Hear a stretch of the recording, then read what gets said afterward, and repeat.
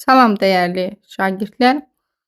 Bu videomuzda 6-cı sinif riyaziyyat dərsliyindən səhifə 72, 73, 74 və 75-dəki çalışmaların izahına baxacağıq. Gəlin elə səhifə 72-dəki ilk tapşırıqla başlayaq. Boş xanalara uyğun ədədləri tapın. Bizə nə qeyd edilib? Görürük ki, hər boş xanalar var və ümumi nə var şəkillərdə? Ədəd oxları var. Yəni ədəd oxunu yadımıza salaq. Ədəd oxu nə idi? Ədəd oxu, gəlin bu bir səhifəyə keçək. Ədəd oxu üzərində 0, müsbət ədədlər və mənfi ədədlər yazılmış, sağa və sola sonsuz sayda uzana bilən düz xətt parçası idi. Deməli, baxırıq 0-dan bu tərəfə, yəni sağda müsbət ədədlər, solda isə mənfi ədədlər qeyd edilmişdir. Yəni, baxırıq, bu hissə arta gedir, bu hissə isə azala gedir. Get-gedə, yəni, baxın, 5-dən bir vahid geriyə ilə azalmadır. Yəni, bu tərəfə doğru getdik. Ədəd oxunun əks istiqamətini bilir, daha doğru düzgün deyək. Ədəd oxunun əks istiqamətinə gediriksə, azalma baş verir. Ədəd oxu istiqamətinə gediriksə, artma baş verir. Yəni, mənfi 5-dən mənfi 4-ə doğru ilə artımdır. Mənfi 2-dən mənfi 1-ə doğru, mənfi 1-dən 0-a doğru, 0-dan 5-ə doğru. Yəni, bu şəkildə ədəd oxu artır. İstiqamət bu şəkildə artır. Digər istiqamətdə isə azalır. Gəlin, indi tapşırıqlara baxaq. Deməli, ilk tapşırıqda baxırıq ki, boş xana verilib və 72 ədədindən neçəsə vahid azalma göstərilir. Biz necə tapırıq? İlkin olaraq nəyi tapa bilərik? Baxın, 72, 73 yazır. Nə deməkdir? Yəni, hər bir, baxın, bu xətt arasındakı vahid, bir vahid fərqi var. Yəni, bax, 72-dən bir vahid geri 71, 70 bu şəkildə. 73-dən bir dənə xətt çəkilsə, buradan bir dənə də xətt, bu 74 olacaq.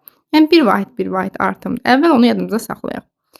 Elə bu çalışmamızın özündə görürük, tapşırığımızın özündə. Baxın, burada bir 6 qeyd edilir. Nə deyir? Yəni, 72-dən 6 vahid geri, ədəd oxunun əks istiqamətində gedir. Əks istiqamətdə gedirsə, çıxırıq, yəni azaldırıq. Çünki azalma baş verir. Yəni, ədəd oxu istiqamətini artırdı, əks istiqamətdə azalır. Deməli, 72-dən 6 vahid az. Neçədir? 66. Deməli, bu xanalarımızın yerinə 66-dır. Belə saya da bilərik. Baxın, biz bildik axı 72, yəni hər bir xətt arasındakı deməli, qiymət 1-dir. Onda 72, 71, 70, 69, 68, 67, 66 görürük ki, doğru tapmışıq. Keçək B variantına. Baxırıq. Yenə burada da baxırıq ki, 38, 39 deməli, bir vahid artır hər dəfə. Burada görürük heç bir ədəd qeyd edilməyib. Sadəcə başlanğıc qiymətimiz 39 qeyd edilib. İndi dediyimiz qaydanı tətbiq edirik. Hər bir xətti hesablayırıq. Həm də ona diqqət edirik ki, baxın, artım var. Ədəd oxu istiqamətindədir. İstiqamət, baxın, görürsünüz, hər ikisi eyni istiqamətdədir. Artacaqdır. 39 ədədi artmalıdır. Görürsünüz, üzərinə də gəliblər. Deməli, 39-dan bir vahid artıra gedirik. 40. Bu xəttləri saya da bilərik. 1, 2, 3, 4, 5, 6, 7, 8, 9, 10, 11, 12. Deməli, 12, baxın, bu hissəyə yazılacaq. 12 vahid artacaq. 39-un üstə də 12 gəl neçədir? 51 edir. Deməli, baxın, bu hissədə 51 olacaq. Ümid edirəm ki, aydın oldu. Sonra C variantına baxaq. C-də də bax, ilkin qiyməti qeyd edilməyib və artım da qeyd edilməyib. Bizə yalnız son qiymət qeyd edilib. Bir də ki, baxırıq ki, nə qeyd edilib? Neçə vahid artdığı. Baxın, 2 dama var və qiymətdə 2 vahid artıb. Deməli, elə hər bir xəttimiz qiyməti yəni bir vahid artır. 88, 89, 90. O zaman bir də nəyə diqqət edirik? Ədəd oxu istiqamətindədir. Hər ikisi eyni istiqamətdə olduğu üçün artımdır, artacaq. İndi biz nəyi tapmalıyıq? Bax, başlanğıcla son arasındakı deməli, qiyməti tapmalıyıq. Sayırıq. 1, 2, 3, 4, 5, 6, 7, 8, 9, 10. Deməli, onu hara yazırıq? Baxın, bu hissəyə 10. Deməli, yəni ilkin qiymətin üzərinə 10 gəlib. Nəyin üstə 10 gəlsək 90 edər? Təbii ki, 80-in üstünə. Və yaxud da ki, 90-dan 10 çıxardıq, 80 yazardıq.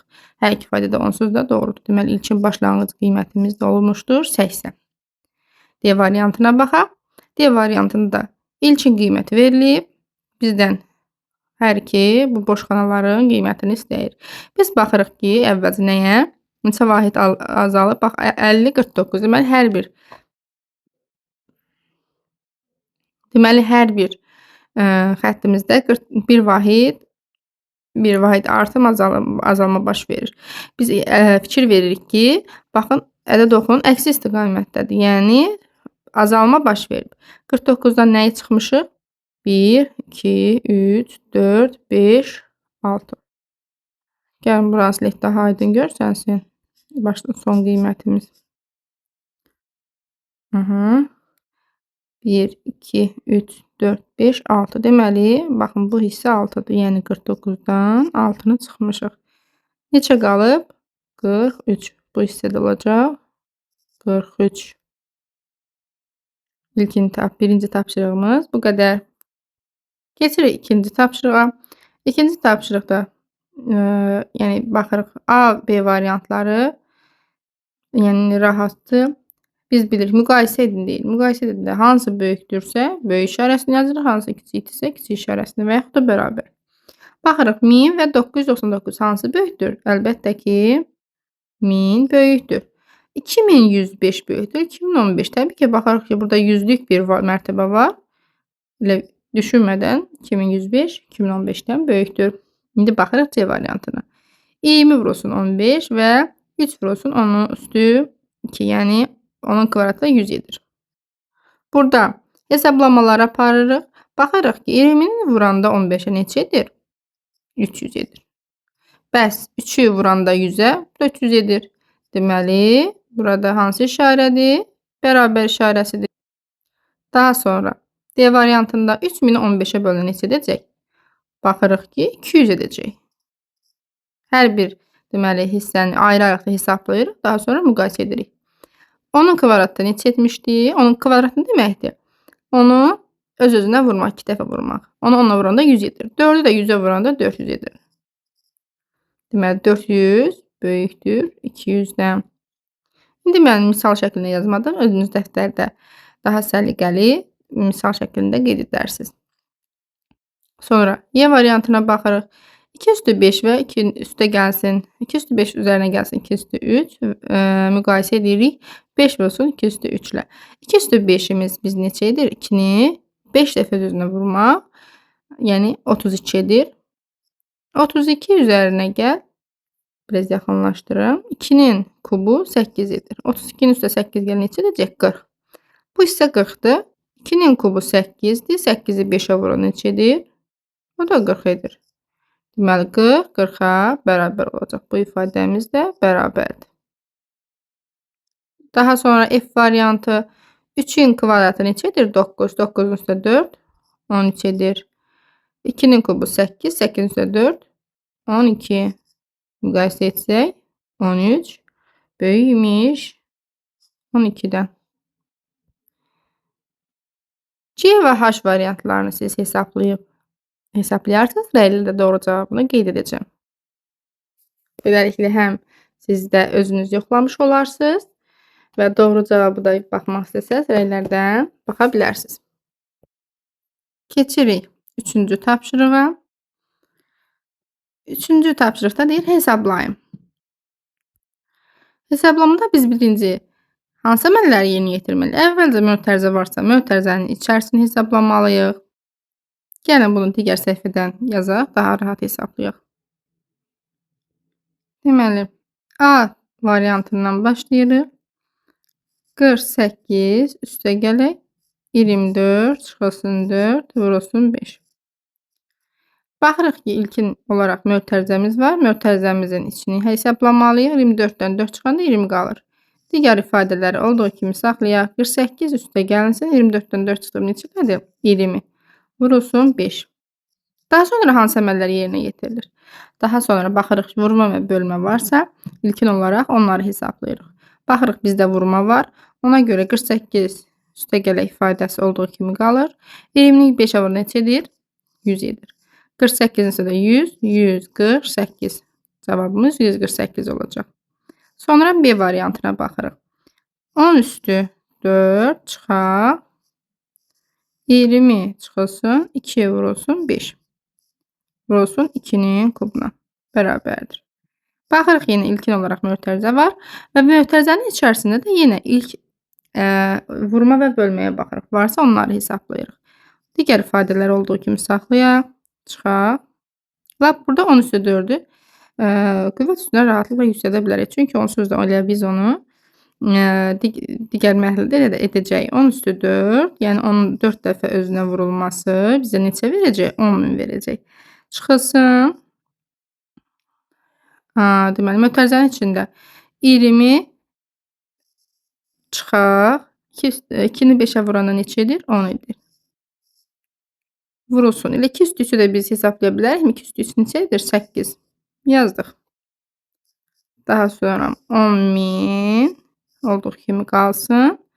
Çıxılsın. 20-ni 10-a vuranda, 20-dən 10 çıxanda neçə qalır? Mötərizənin birinci içini hesablamalıyıq. 20-dən 10 çıxanda 10 qalır. 10 vurulsun 8. Bu şəkildə qaldı. Daha sonra nə edirik? Baxırıq.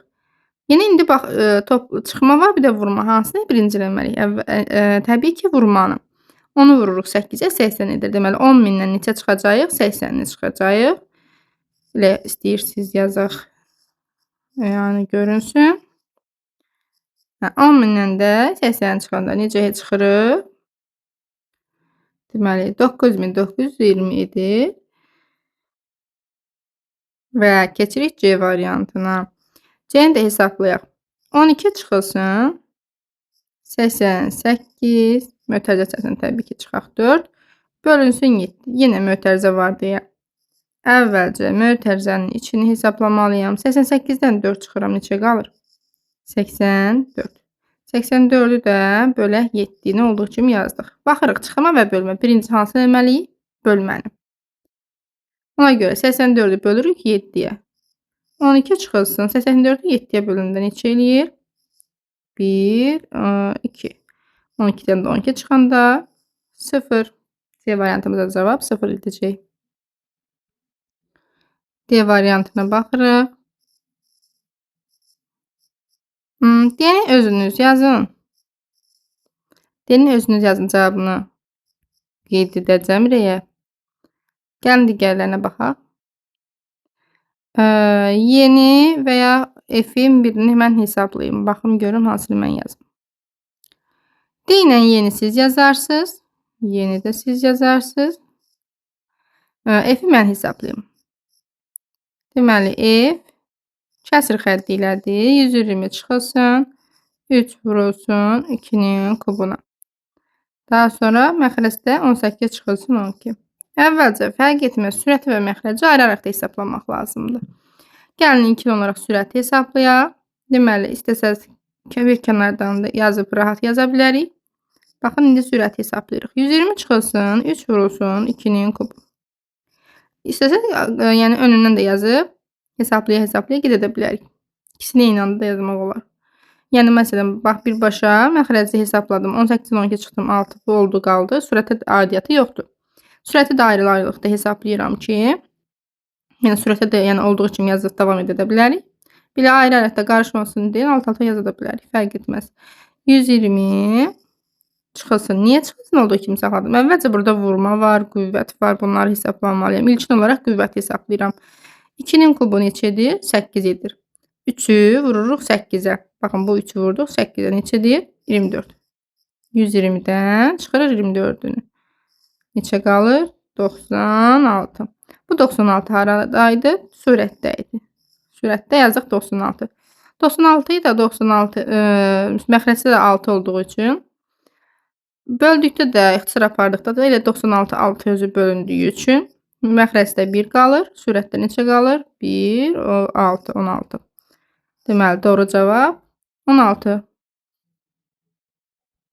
Əgər bu şəkildə altından yazmırıqsa, məxrəci hər dəfə, baxın, bu sürəti birinci bu hissəni hesabladım.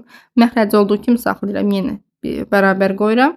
Sürəti hesablaya, məxrəci yenə olduğu kimi saxlayıram. Ən sonda 96-yı tapdıqdan sonra 96 ilə 6-nı ixtisar apara bilərəm. Deməli, 3-cü misalda Y ilə D-nin cavabını rəydə yazacağam. Özünüz hesablayın, daha sonra yoxlayın. D variantı, 4-cüyə baxırıq daha doğrusu. Hesab əməllərinin xassələrini istifadə etməklə hesablayın. Biz neynəməliyik? Elə eləməliyik ki, bizə daha rahat olsun. Biz daha praktik yol tapmalıyıq. Buna görə biz toplamanın da, vurmanın da qanunlarından istifadə edə bilərik. Məsələn, vurmanın hansı qanunlarını biz bilirik? Toplamanın, vurmanın, məsələn, yer dəyişmə qanunu, paylama qanunu, qruplaşdırma qanunu. Baxın, bu şəkildə həmin qruplardan, qanunlardan istifadə edərək biz hesablaya bilərik. Baxırıq ilkin olaraq nəyə baxırıq? Bax, 3, 5, 2. Bizə hansı daha rahatdır? Əlbəttə ki, 5 vurulsun 2-ni birinci hesablasam 10 edəcək. Onu da 3-ə vuranda rahatlıqla 30-u tapa bilirəm. Bir də yəni 3-ü 5-ə vurub, 3-ü 5-ə də vurmaq rahat təbii ki, amma yəni yer dəyişmə ilə, yəni məsələn 5-i 2-yə vurub 3-ə vursam, yaxud da 3-ü 2-yə vurub 5-ə vursam fərq etməz. Yerlərini dəyişdirsəm, ümumi alacağım qiymət dəyişmədiyindən daha pratik, daha tez hesablama üsulu ilə biz rahat tapa bilərik. Biz bilirik ki, 5-i vuranda 2 rahatlıqla 10, onluq ədədləri, onluq, yüzlük, minlik hansısa ədədə vursaq bilirik ki, rahat hesablamaq olur. Və cavabımız nə olacaq? 30. Sonra B variantına baxırıq. İndi bunları mən şifahi deyirəm. Siz özünüz dəftərinizi rahatlıqla yazın. Baxırıq 128, 45, 12. Hansını toplamaq daha rahatdır? Toplamadır burada. Toplananların yerini dəyişdikdə cəm dəyişirmi? Xeyr, dəyişmir. Baxın, burada 128 ilə 12-ni bir qruplaşdırsam, bax 128-in üstə 12 gəldi rahatlıqla. Biz baxırıq ki, 100 neçə edir? 140 edir. Çünki baxın, sonuna baxıram ki, 8 və 2 sonu 0 olan bir ədəd edəcək. O daha rahatdır hesablamaq. 128-in üstünə 12 gəlirəm. Nedir? 140. 140-ın üstə də 45-i gəldi rahatlıqla. 185-i tapdım. Bir də alt alta hesablama nə uzun olardı. Yəni, biz xəstələrdən istifadə etmək deyirsə, bu xəstələrdən belə rahatlıqla istifadə edib tapa bilirik. Daha sonra C variantına baxırıq. 309, 218, 91. Hansı sizə rahat olar? Sonra sıfırlar çevriləndə daha rahat hesablanır. Baxırıq ki, 309, 91. Sonra, yəni sıfıra çevirir, həm də rahat bir qiymət alır. 309-un üstə 91 gəl neçədir? 400 edər. 400-ün üstə də 218 gəlmək elə də çətin iş deyil. 400-ün üstə də 218, 618 edər. Yəni, bax, bərabər qoyuruq. Bununla bunu bir hesabladıq. Üstünə də mötərizə çərçivəsində, üstünə də bunu gəlsək, biz rahatlıqla doğru cavab alarıq. Toplananların yerini dəyişdikdə cəm dəyişmir. Qruplaşdırdıq, rahatlıqla hesabladıq. D variantına baxırıq. D-də daha rahatdır. Yəni, hər biri, məsələn, 4-ü 5-ə də vuranda rahat hesablayırıq ki, 20 olur. 25 ilə 2-ni 1 vursaq 50 edər. Və yaxud da ki, 4-ü 25-ə vursaq daha rahatdır sanki. Baxın, 4 ilə 25-i bir qruplaşdırdım. Vuranda neçə edir? 100 edir. Vurulsun. 5 ilə də 2-ni vuranda neçə edir? 10 edir. 100-ü də 10-a vuranda 1000. Çox rahatlıqla hesabladıq. Yəni, baxın, bundan 4 ilə 5-i bir mötərizədə, 5 ilə 2-ni də bir mötərizədə vurdum. Aradakı mötərizə arasındakı vuruğu da yazdım. Hesabladım 1000. Daha sonra 0-ı bölürəm 1117-yə. Üzr istəyirəm, 0-ı bölürəm 117-yə. Yəni, burada biz bilirik ki, hesablama əməllərin xassələrindən bölmənin xassəsi nə idi? 0-ı neçəyə bölürsən böl, cavabımız nə edir? 0 edir. Burada milyardlar da olsa fərq etməz. 0-ı nəyə bölsəm cavabım 0 edəcək. Xəstəmiz də bu xəstədir. Deməli, 5-ci tapşırığa baxırıq. 5-ci tapşırıqda bizdən istənilən mötərizələri elə qoyun ki, doğru bərabərlik alınsın. Yəni, burada bir mötərizə ilə görün qiymət necə də dəyişir. Baxaq, əslində biz bunu normal şəkildə hesablasaydıq, gəlin elə bir dənəsini elə hesablayaq. Baxın, onun kvadratı 100 edər. 100-dən 5 çıxdım, neçə elədi? 95. Üzərinə gəlirik. Vurma əməli birinci hesablandığı üçün 2-ni vurduq 6-ya. 12 etdi. 95-in üstə 12 gəlsəydik nə elərdi? Baxın, bu hissə 95 edərdi. Üstə də 12 gəlsəydim, normal, yəni mötərizəsiz bizə verilən qiymət 107 dərdi. Amma bizdə cavab 58 çıxıb. Deməli, haradasa mötərizə ilə görün nə qədər qiymət dəyişir. Deməli, baxırıq, necə eləyə bilərik? İlkin olaraq baxırıq ki, onun kvadratı olduğu kimi qalmalıdır 100. 100-dən biz nə isə çıxsaq 58 edə bilərik. Nəyə çıxsaq 58 edər. Haradasa bir 42-ni çıxsam 52 edər. 58 edər. Bu hissəyə bir mötərizə açsaq görək doğrudurmu? Baxaq görək. Baxın, burada biz 2-ni vuracağıq 6-ya, eləcək 12. 12-nin üstə 5 gəlin neçə edəcək? 17. 100-dən 17 çıxanda 58 edirmi? Xeyr. Deməli, burada uyğun deyil. Daha sonra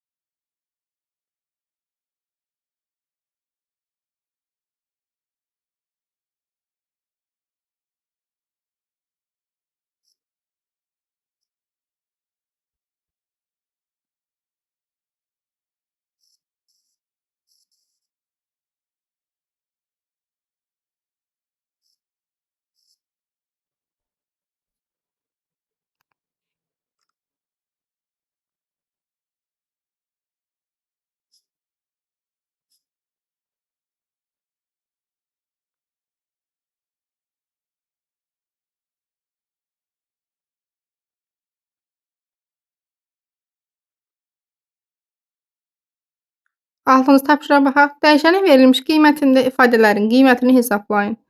Bizə A-da verilib n bərabərdir 5. 5-in yerinə baxırıq. Birincidə qiymətini qoyub hesablayırıq. 4 vurulsun 5 çıxaq 20. 4-ü 5-ə vuranda 20-dir. 20-dən də 20 çıxanda 0-dir. Deməli, birinci ifadəmiz nədir? 0. Keçək ikinciyə. 1000 çıxılsın 16 vurulsun 5. 16-yı 5-ə vuran neçədir? 80. 1000 çıxılsın 80. Cavabımız neçə edəcək? 920. Bu şəkildə. Yerinə qoyuruq, hesablayırıq da rahatlıqla. B variantında x-in yerinə 20 yazacağıq. 4 vurulsun 20-nin kvadratı. 20-nin kvadratı neçədir? 400. 4-ü vuranda 400-ə bizə 1600 cavabını verəcəkdir. Daha sonra 242 bölünsün 20 üstə gələk 2 neçədir? Əvvəlcə mötərizənin içini hesabladığımız üçün 22. 242-ni də 22-yə bölsəm neçə edəcək?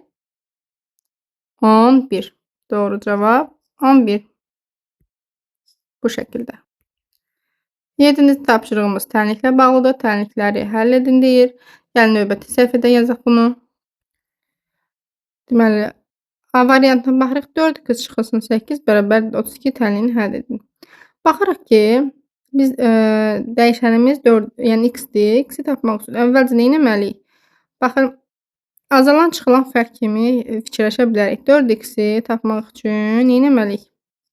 Fərqin üzərinə çıxılanı gəlməliyik. Yəni 32-nin üstünə 8 gəlirik. Deməli, 4x bərabər neçəyə? 40-a. Vuruq, hasil. Məchul vuruğu tapmaq üçün hasili məlum vuruğa, yəni 4-ə bölürük. X bərabər neçə? 10. Doğru cavabımız 10 edəcək.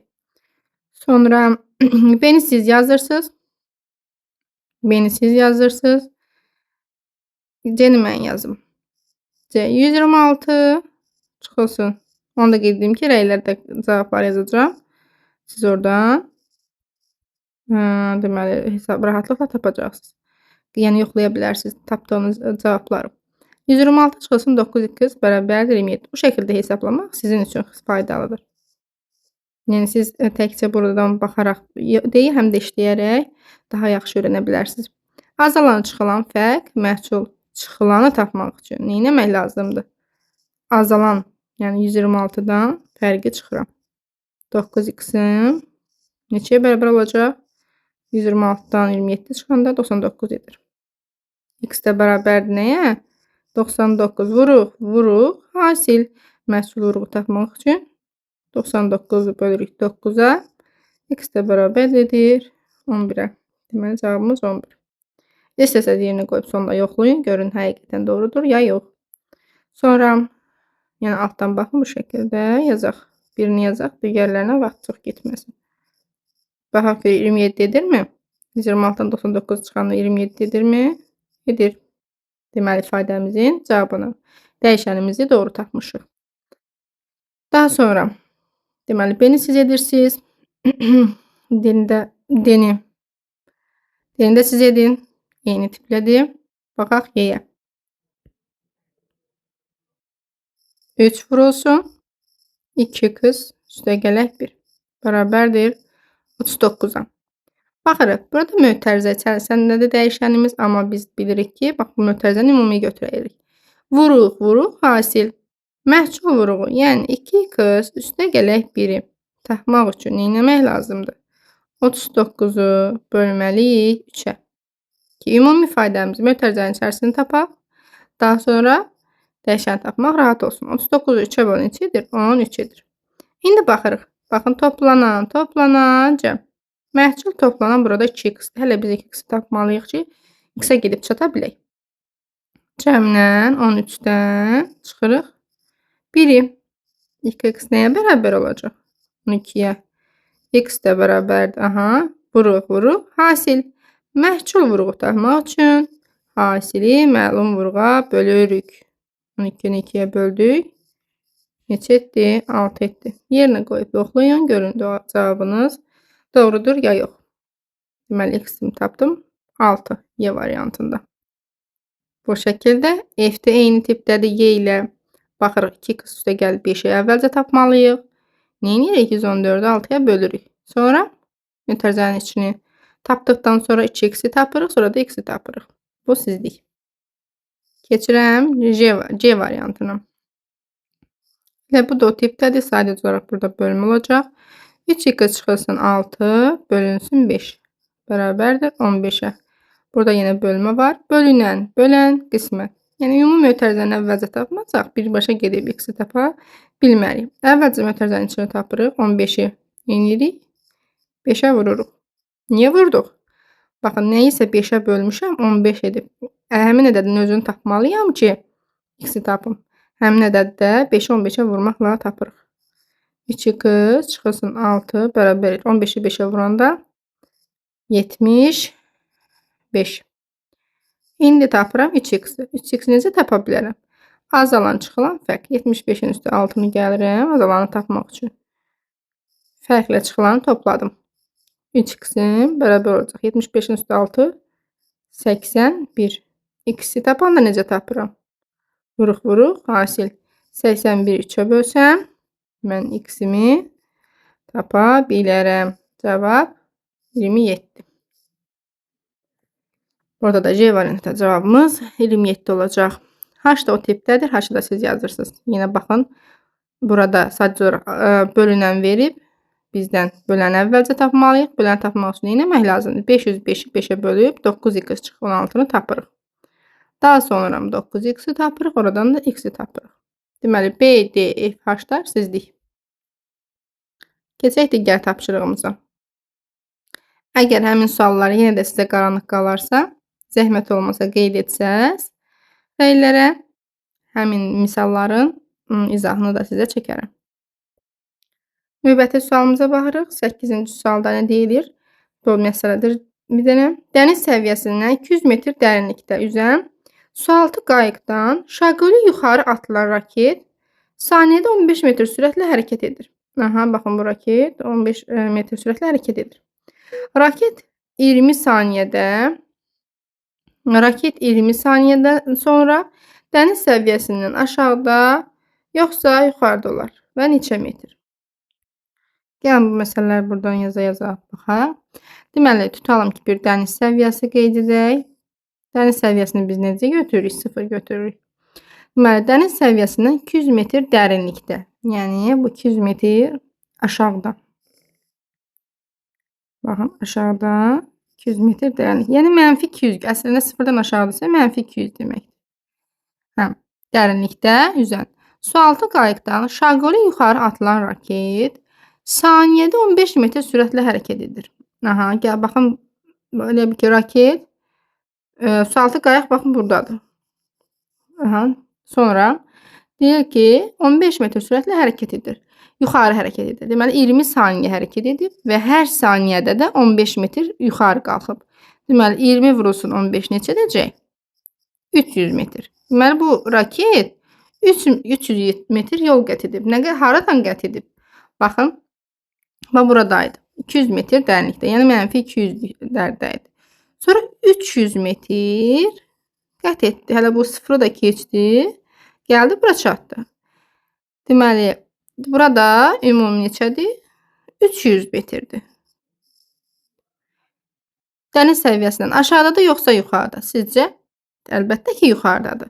Baxın, 200-ü gəldi. Bax, -200-ü keçdi. Bax, bura sıfıra çatdı. Sıfırdan nə qədər yuxarı gedib? Sıfırdan nə qədər yuxarı gedib? Baxın, bura ümumi 300-dür. Bu hissəsi, baxın, bura yaza bilərik. Bax, bu 100-ün yuxarısı, bax, bu hissəyə qədər. Bura qədəri 200 qalxdı yuxarı. Buradan yuxarı nə qədər qalxıbdır? 100 metr qalxıb ki, ümumi 300 metr olub. 300 metr yol məsafə qət edibdir. Onun 200 aşağıda, dəniz səviyyəsindən aşağıdadır, sıfırdan aşağıdadır, yəni mənfidədir. Və 100 metr də yuxarıdadır. Deməli, dəniz səviyyəsindən yuxarıdadır və 100 metr yuxarıdadır. 20-ni vururuq 15-ə. Ümumi, deməli, raketin nə qədər yol qət etdiyini tapdıq. 300 metr. Dərinlikdə nə qədər dərinlikdə idi? -200 də idi. Elə bil ki, -200-ün üzərinə 300-ü gəlirəm 100 edir və bu 100 müsbət olduğu üçün deməli sıfırdan yuxarıdadır və sıfırdan yuxarıda olduğu üçün də bir neçə metrdə getdiyini də tapdıq ki, 100 metr gedir. Cavabımız da olacaq yuxarıda və 100 metr. Ümid edirəm ki, bu məsələ sizə aydın oldu. Keçək indi 9-cu suala. Alpinist dağın zirvəsinə qalxarkən saat 10:00-da, deməli, dəniz səviyyəsindən 3000 metr hündürlüyə çatdı. Baxın, elə bil ki, dəniz səviyyəsini biz neçə götürürük? 0 götürdük. 0-dan 3000 metr biraz balaca çəkək. 3000 metr, baxın, burada, elə bil ki, alpinist buradadır. 3000 metrdədir. 3000 metr hündürlüyə çatdı və yarım saat dincəldi. Yarım saat dincəlibsə, 10:00-da çatıbsa, yarım saat dincəlib, yəni 10:30-a kimi dincəldi. Sonraki hər yarım saat ərzində 200 metr hündürlüyə qalxdı. Hər dəfə yarım saat getdikcə 200 metr hündürlüyə qalxdı və 10 dəqiqə dincəldi. Alpinist saat 13:00-da dağın zirvəsinə çatdı. Dağın zirvəsinin dəniz səviyyəsinin hündürlüyü nə qədərdir? Baxaq. Deməli, hər 10:30-da artıq başlayıb, 10:30-a qədər dincəldi. Ondan sonra başlayıb nəyə? Qalxmağa, hər dəfə 200 metr. Baxır, bir yarım saat gəldikdə, yəni 11-də 200 metr qalxıbsa, 3200 olub. Deməli, bunun qət etdiyi məsafə neçə olub? 3200. Çünki hər dəfə hündürlüyə qalxıb, enməyib, qalxıb və 10 dəqiqə dincəlib. Yəni, ilk 200 getdi, 10 dəqiqə dincəldi. Neçə oldu? 11:10. 11:10-da yenidən başladı hərəkətə və bir yarım saat üzərinə gəldi. Yarım saat gələndə neçə edəcək? 30 dəqiqədə. Yəni, bax, buradan bura qədər dəqiqələrlə hesablayaq.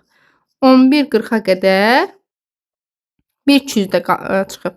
Olub 3400. Daha sonra bir 10 dəqiqə dincəldi. Yəni 11:50 oldu. İndi bunu bayaqki kimi yazmadım. 11:50-dən bir 200 metrdə qalxdı. Yarım saat vaxt sərf edərək. 11:50-nin üstündə elə bir 30 dəqiqə artsaq neçə edəcək? 12:20. 12:20-yəcən 200 qalxsa nə qədər olacaq? 3600. Daha sonra 10 dəqiqə dincəlsə 12:30 edəcək. 12:30-dan bir yarım saatda qalxsa, yəni 13:00 kimi hərəkət edib və 200-də qalxıbsa, deməli, o da edəcək 3800 metr. 13:00-a qədər. Bizdən də elə 13:00-a qədər deyilmi? 13:00-da artıq dağın zirvəsinə çatıbdır. Deməli, dağın zirvəsi dəniz səviyyəsindən nə qədər yüksəklikdəymiş? Nə qədər yüksəklikdəymiş? 3800. Hər dəfə baxın 200 çıxdı, 10 dəqiqə fasilə, 200 çıxdı, 10 dəqiqə fasilə. Bu dəqiqələri hesabladıq və hesabladıq ki, ümumi dağımızın zirvə hündürlüyü dəniz səviyyəsindən 3800 metr hündürlükdür.